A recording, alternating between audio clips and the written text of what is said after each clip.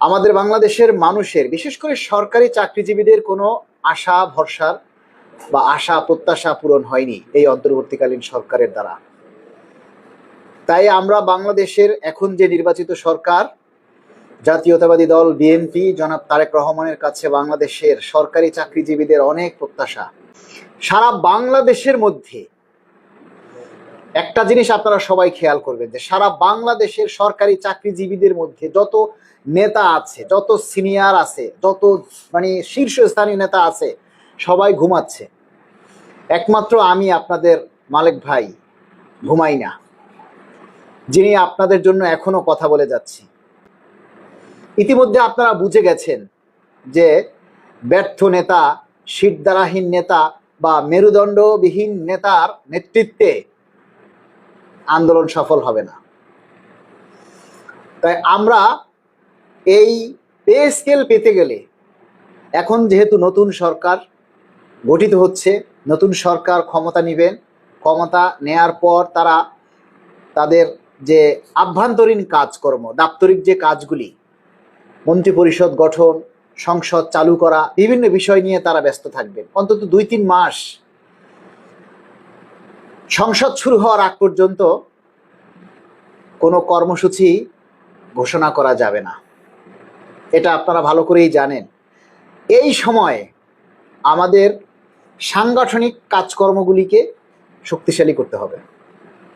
সাংগঠনিকভাবে যদি আমরা আগাতে না পারি, তাহলে কোনো কর্মসূচি দিয়ে সফল হবে না। আজকে যদি আমরা একটা কর্মসূচি ঘোষণা করি, 1 জন পালন করবে, 10 জন পালন করবে না।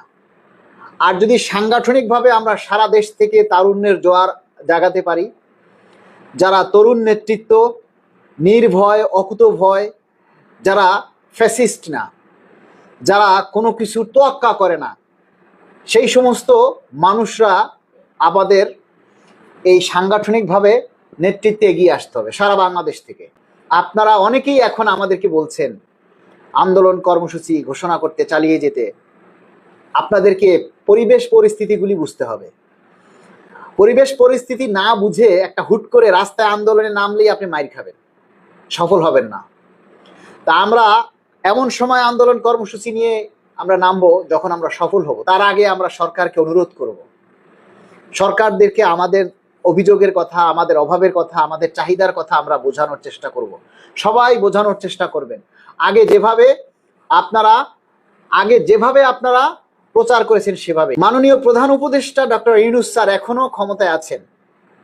আমরা মাননীয় প্রধান উপদেষ্টাকে অনুরোধ করব, মাননীয় প্রধান উপদেষ্টা, আপনি ক্ষমতা হস্তান্তর করার আগে এখনো সময় আছে, আপনি আমাদেরকে পে স্কেলের গেজেটটা জারি করে যান। বাস্তবায়ন নতুন সরকারই করবে, আপনি শুধু পে স্কেলের গেজেটটা জারি করে যান। এতে অন্তত 22 লক্ষ কর্মচারীর অভিশাপ থেকে আপনি বেঁচে যাবেন। নতুবা 22 লক্ষ কর্মচারী আপনাকে সারা জীবন অভিশাপ দিবে, কারণ আপনি কর্মচারীদের জন্য কিছুই করেননি। তাই এই যাবার বেলায় অন্তত পে স্কেলের গেজেটটা প্রকাশ করে যান। আপনি যদি গেজেটটা প্রকাশ করে যান, তাহলে আমরা চাই বিএনপি সরকার সেটাকে বাস্তবায়ন করুক, কিন্তু গেজেটটা আপনারা প্রকাশ করে যান। এটা আপনার কাছে আমাদের শেষ অনুরোধ। আর আমরা আমাদের যে তারুণ্যের যে জোয়ার, এই যে দীর্ঘ 36 বছর পর আমরা একজন পুরুষ প্রধানমন্ত্রী পাচ্ছি, জনাব তারেক রহমানকে আমাদের পক্ষ থেকে লাল গোলাপ শুভেচ্ছা এবং অভিনন্দন জানাই। আপনার কাছে আমরা ঈদ উপহার হিসাবে পে স্কেলের গেজেট চাই। আমরা আপনাদের কাছে শুধু পে স্কেলের একটা গেজেট চাই, আর কিছু চাই না। কর্মকর্তা কর্মচারীদের জন্য শুধু পে স্কেলই দাবি না, আমাদের এই সংগঠনের মাধ্যমে আমরা সারা বাংলাদেশের সকল সরকারি কর্মচারীদের দাবি দেওয়া বাস্তবায়নে আমরা কাজ করব। আমরা প্রত্যেকটা কর্মচারীর বিপদ আপদ এগিয়ে আসব।